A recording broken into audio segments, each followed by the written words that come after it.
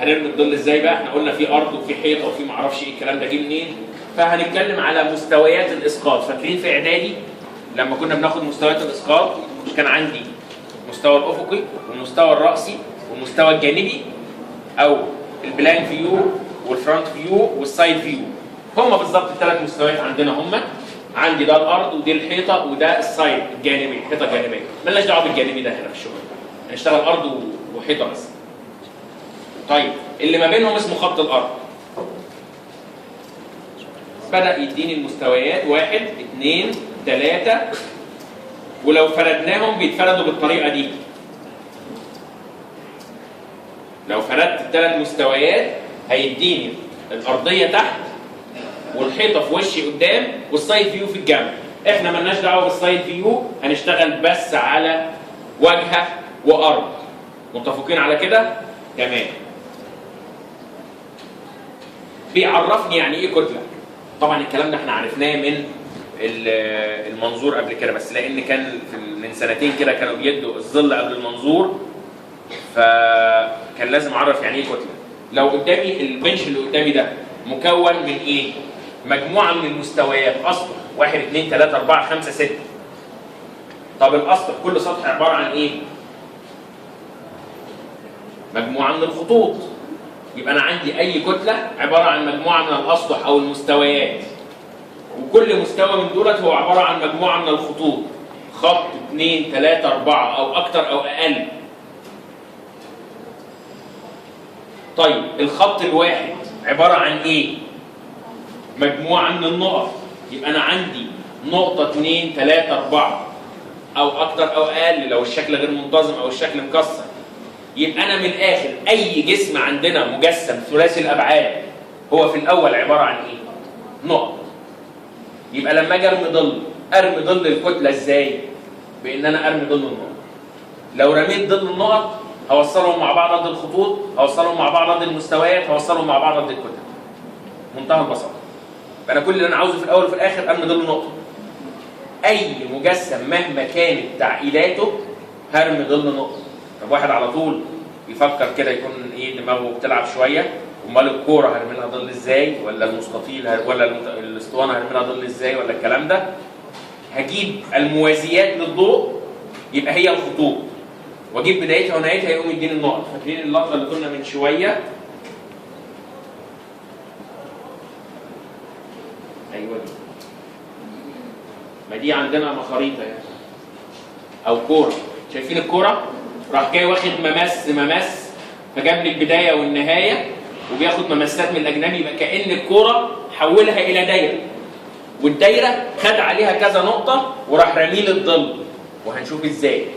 كذلك مع الاسطوانه، الضلعين الرأسيين خدتهم موازيات او ممسات للضوء، والدايره اللي فوق هاخدها دايره وبالتالي ارمي الظل بتاعها. انما الخطوط الهندسيه هبص الاقي هرم زي ده رمى الارضيه ورمى اعلى نقطه وراح موصل ببعض، وهكذا.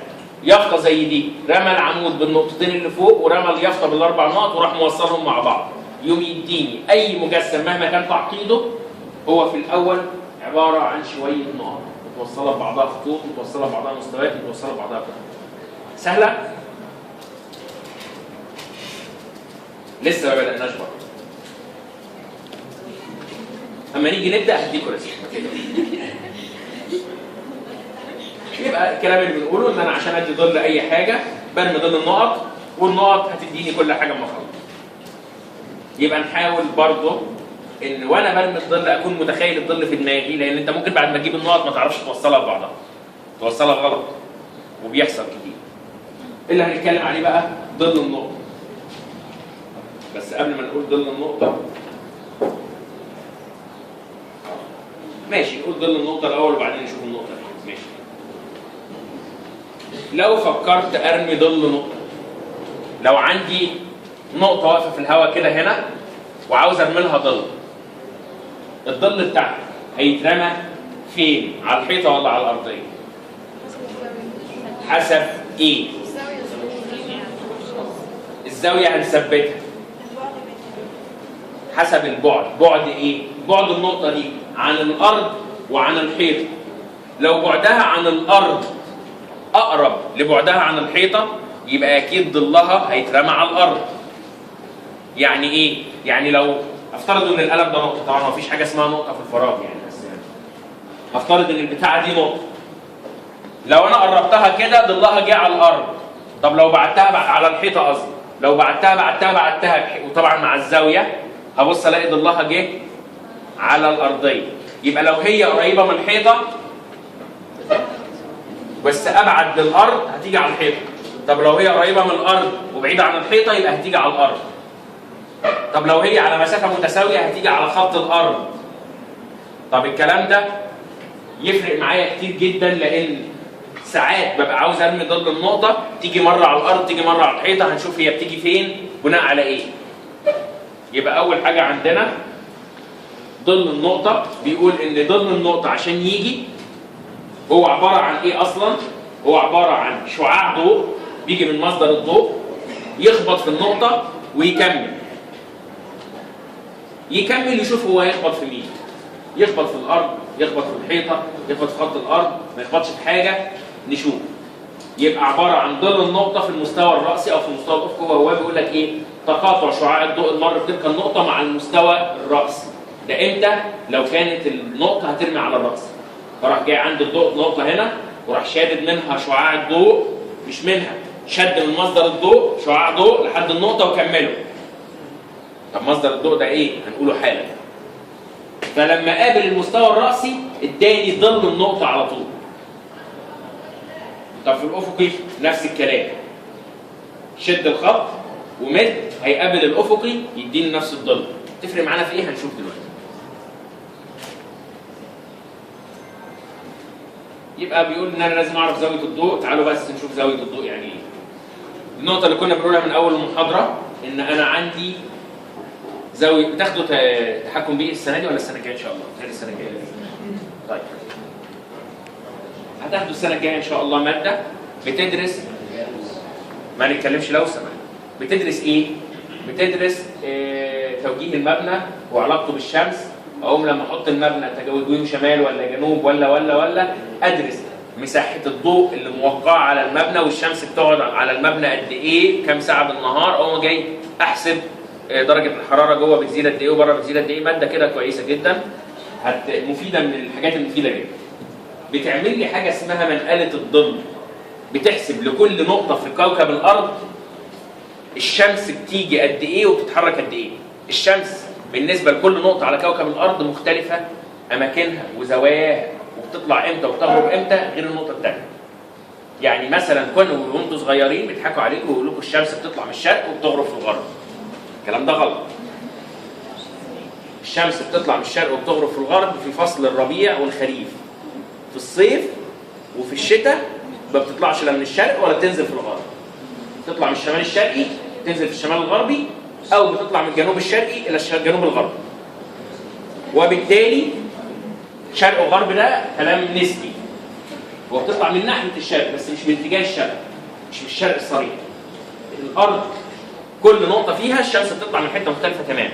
طيب احنا بقى في الظل هنقعد بقى تيجي تقول لي لا احنا بناخد الظل في المنصورة غير اللي بياخده في القاهرة؟ لا طبعا، احنا هنثبت نقط.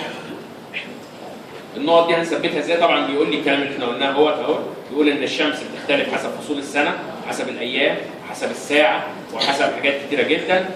في آية في القرآن بتقول الكلام ده، بتقول ان المفروض ان الظل ده مش ثابت فعلا، وان الشمس هي الدليل على وجود الظل. فتعالوا بقى نبدأ نشوف احنا هنثبت ايه. هنفترض عشان نثبت الكلام ده كله مع بعض معانا ان انا هشتغل بزاوية الشمس اللي بتمثل قطر المكعب. طب المكعب كام في كام؟ انتوا ناس مهندسين. زاوية قطر المكعب ايا كانت مقاساته واحدة. طيب زاوية قطر المكعب دي كام؟ مش عارف 35 وكام باين، انا مش فاكر. 35 درجة. طب انا عاوز 35 درجة ليه؟ لا هي 35 درجة في الفراغ. يعني ايه؟ يعني ده مكعب ارضيته مربع وارتفاعه مربع. لو وصلت القطر بالقطر هيديني خط زاويته ده اهي 35. طب الزاوية دي احنا بنشتغلها في الفراغ في 3 دي ولا بشتغلها مساقط؟ طب لو بدأت تجيب اسقاط الزاوية دي هتبقى في البلان زاويه كام وفي الواجهه زاويه كام؟ اهي ادي الواجهه وادي البلان وادي السايد فيو. اسقاطها في كل مسقط من المساقط 45 درجه. دي مفهومه ولا محتاجه نرجع تاني؟ يعني انا عندي المكعب لو افترضت ان ده القطر بتاعي، لو بصيت له من فوق هشوفه قطر برضه يعني على 45، لو بصيت له من قدام هشوفه قطر على 45، لو بصيت له من الجنب هشوفه قطر على 45. يبقى انا عندي زاويه الاسقاط بتاعت المكعب في الوجه 45 وفي البلان 45 وفي السايد فيو 45. التساؤل بقى واللي مهم جدا 45 من انهي نوع؟ يعني كده ولا كده؟ كده. احنا بنثبتها كده. يبقى في البلان بيجي من الشمال لليمين وفي الواجهه بيجي من الشمال لليمين. من تحت لفوق ومن فوق لتحت. ماليش دعوه بقى الواجهه دي واجهه شماليه جنوبيه غربيه. الكلام ده ماليش دعوه بيه. ليه؟ السؤال الشهير جدا وخاصه في سنه اولى رايح ارمي ظل المشروع. الواجهه بتاعتي شمال، هرمي الظل منين؟ هو اصلا الواجهه الشمال بيترمى عليها ظل؟ هو اصلا الشمال الشمس بتبقى موجوده فيه؟ المفروض نظريا الشمس بتطلع نظريا من الشرق الى الجنوب الى الغرب يعني حتى في فصل الربيع والخريف تطلع من الشرق وتلف من ورا بزاويه خفيفه وتنزل تاني، وبالتالي الشمس عمرها ما بتيجي في الضلع الشمالي. انما في فصل الصيف لانها بتطلع من الشمال الشرقي الى الجنوب الشرقي، فالصبح تدخل الشمس نص ساعه كده قبل ما تطلع في السماء. يعني لو واحد فينا بيته شمال الشمس تدخل من الشباك لحد الساعه 7 الصبح، 7 وربع تبص تلاقي مفيش شمس. وكذلك الساعه 5 ومش عارف 5 دقايق خلاص راحت. يبقى انا عندي الواجهه الشماليه اصلا ما بيترماش عليها ظل، بس احنا في الاظهار عاوز ارمي ظل ارميه مش مشكله. وبالتالي احنا شغلنا كله هنوحد اتجاه الظل بتاعنا، ما الاقيش بقى واحد رامي لي الظل العكس، ما الاقيش واحد رامي لي الظل ناحيه هناك. انا الظل رامي لي كده، يبقى الظل بتاعي 45 درجه كده 45 درجه كده. ما الاقيش في البلان انت رامي لي الظل الناحيه دي، لا انا عاوزه يترمى الناحيه دي. ده ثوابت معانا. يبقى احنا هنتفق ان الظل بتاعنا هيترمى في الواجهه 45 درجه ناحيه جايه من الشمال لليمين، وفي البلان 45 درجه من الشمال لليمين برضه. واتفقنا ان السايد فيو مش تبعنا، لان لو جيت اتعامل معاه هتعامل معاه على انه بلان، على انه واجهه قصدي. يعني لو جيت ارسم السايد فيو وارمي له الظل هاخد البلان الفه معايا واشتغل ان ده واجهه وده واجهه، او ده واجهه وده بلان. يبقى مفيش حاجه اسمها سايد فيو في شغل الظل. ساعات بحتاجه لما يكون الكتله واجهتها الجانبيه مختلفه، هنشوف حالات كمان شويه.